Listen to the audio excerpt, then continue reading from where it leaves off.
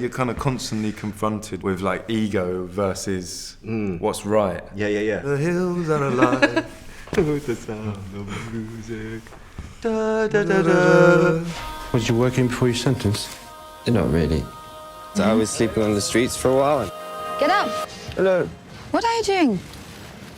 Sorry, I'll just close my eyes for a second. We screened films for the cast and crew. Oh, We did around 6 screenings in pre-production. One of them was Vagabond by Agnes Varda. One of them was an amazing Filipino film called Manila in the Claws of Light. One of them was Punch Drunk Love. One of them was Nostalgia by Tarkovsky. We screened some amazing documentaries. But do you remember the documentaries by Mark Isaacs, like the Men of the City, you know, the trader, Yeah. the guy, the street cleaners. Oh, yeah. Yeah, that was amazing. He's an amazing British documentary filmmaker that just manages to capture social interaction and awkwardness really well. But yeah, I think it was a way for us all just to talk about things that were out there already that had potentially. Lovers on the Bridge by Leos Carax.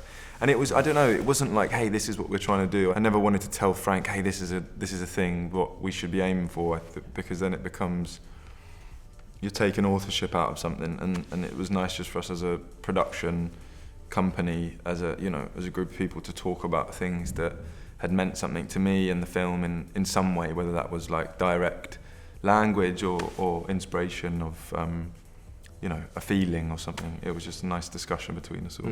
Well, Harris and I had a long time to build Mike together, and Harris turned me on to different things. So we went into a prison together.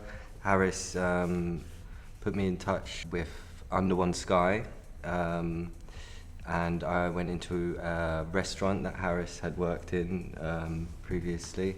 I had been working with this SHP, Single Homeless Project, for a few years, so I had friends who I could talk to, and I tried to spend a lot of time outside as well, because there was so much of Mike's story was about not having a door to close.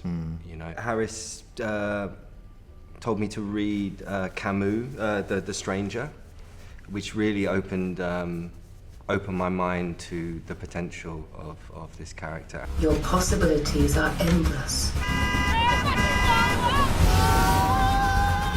You're in the driver's seat.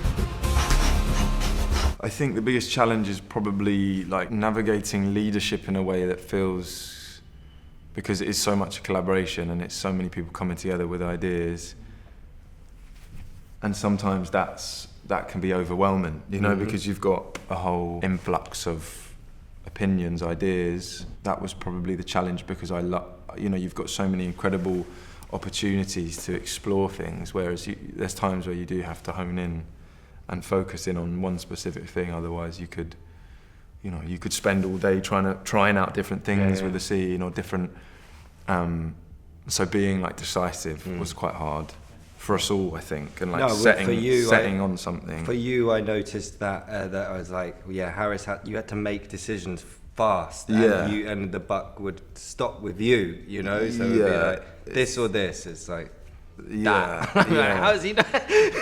Yeah.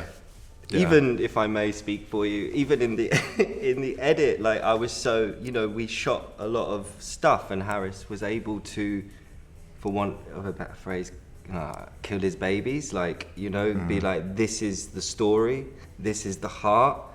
As cool as this scene is, or as cool as that scene is, it's not feeding the heartstring, or not following the heartstring. So, again, that must have been difficult, or tested your decisiveness. Yeah. You're kind of constantly confronted with like ego versus what's right. Yeah. Like, just because I like it, or just because I enjoy it, Yeah. Should it be there, or should I go with it? And so it's like, actually, what's right? And normally the film, not to sound pretentious, but the film speaks for itself in that way. And so does the scene, I find. The scene, when it's right, it sings in a way, and it's like there's harmony between what's happening with the acting and the choreography and the camera and the light, and when that collides in the perfect way, it is like a sort of a song in a way, isn't it? Anyway, now we're talking about musicals. Now we're in something else. The hills are alive with the sound of music. Da, da, da, da. It's a great, it's an amazing film. Yeah, it's a great film. Amazing film. Yeah.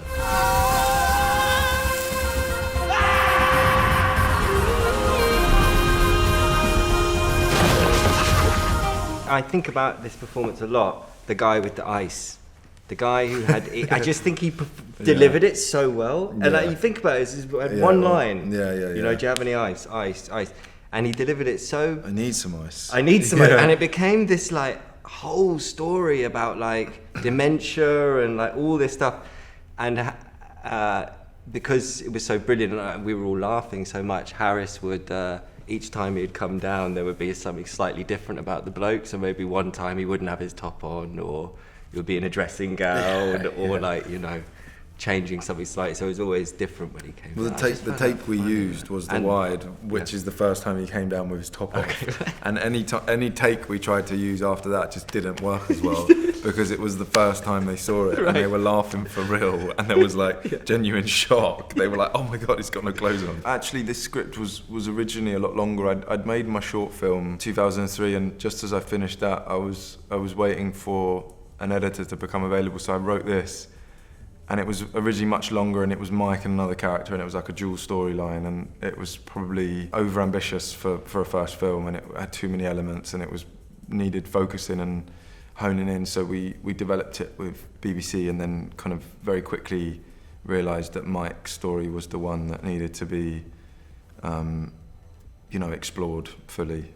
I was quite interested in the idea of cyclical behaviour, and I wanted to track someone, similar age to myself, someone that I could find my way through almost and relate to in a certain way. I was really intrigued by consequence and hope and relationship and how each new section of the story could offer an olive branch for Mike. And so I was trying to do it in a period of around 6 to 12 months where we wasn't specific about it, but it was quite clear what things he was going through on a minor level, And then I think, like Frank said, it turned into something of its own thing once we started, I think the combination of my ideas and Frank's ideas and our DP and seeing it in a specific way, I think it really came alive with the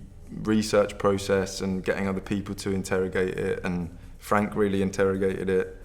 So I guess that small seed of an idea about someone battling against themselves was the first thing, really.